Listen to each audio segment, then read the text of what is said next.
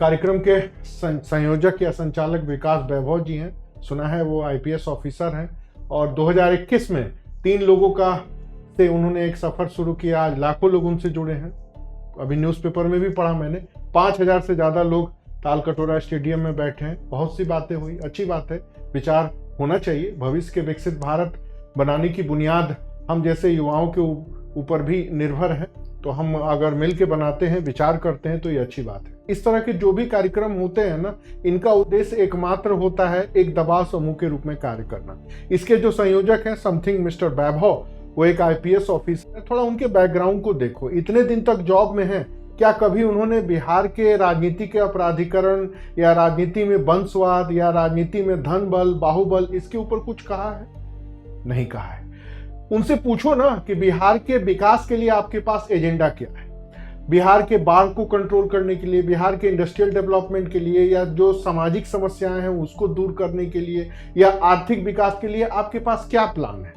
कैसे रोकेंगे बिहार से माइग्रेशन जो लगभग सैकड़ों साल से चल रहा है? कैसे रोकेंगे बिहार के बाढ़ को? नेपाल से क्या आप समझौता करेंगे? कैसे देश के जो रोजगार की परिपाटी है, बिहार में रोजगार के अवसर कैसे सृजित करेंगे? कैसे स्किल डेवलपमेंट का प्लान बनाएंगे? या बिहार के एजुकेशन सिस्टम में जो कुछ भी प्रॉब्लम है उसको रिफॉर्म करने का आपके पास आइडिया क्या है, एजेंडा क्या है? अगर इन सारे मुद्दों के ऊपर उनके अपने अप्रोच हैं, उनकी सोच है या उनका कार्यक्रम है, तो बेहतर तरीके से वो बिहार को एक विकसित राज्य बनाने के प्रयास में शामिल हो सकते हैं। अगर ये बात नहीं है तो उनकी भूमिका एक सिर्फ दबाव समूह की है।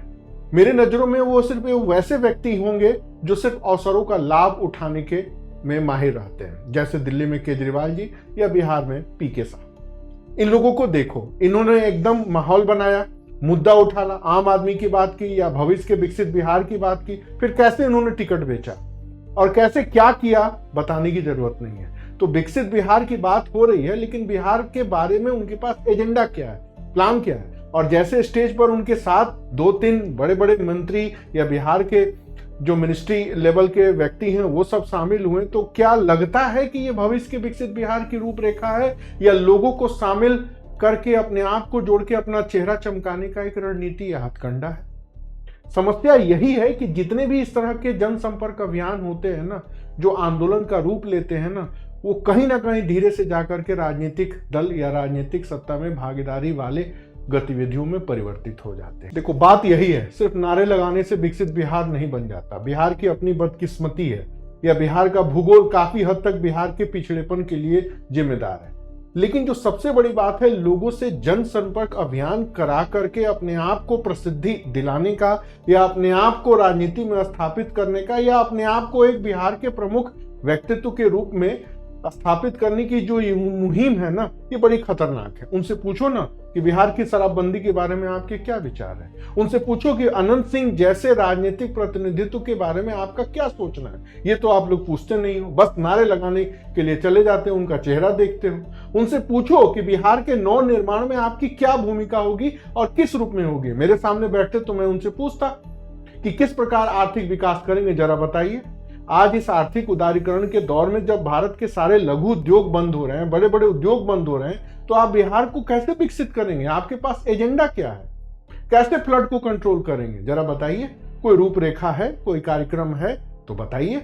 इसके ऊपर वो लोग चर्चा नहीं करते। बस नया बिहार बनाना है, नया बिहार बनाना है। एक नया पाकिस्तान भी बन रहा है, नया अफगानिस्तान भी बन रहा है। इनफैक्ट दुनिया के प्रत्येक देशों में एक नया देश बन रहा है। ये नया देश नहीं बनता, ये सिर्फ जनसंपर्क अभियान बना करके अपनी राजनीति की रोटी सेकी जाती है।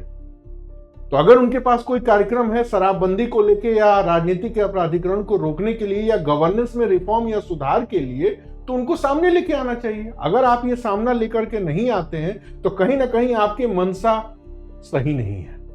हो सकता है कि नया मिथिलांचल राज्य बन जाए तो उनको स्थापित कर दिया जाए एक डमी कैंडिडेट के रूप में।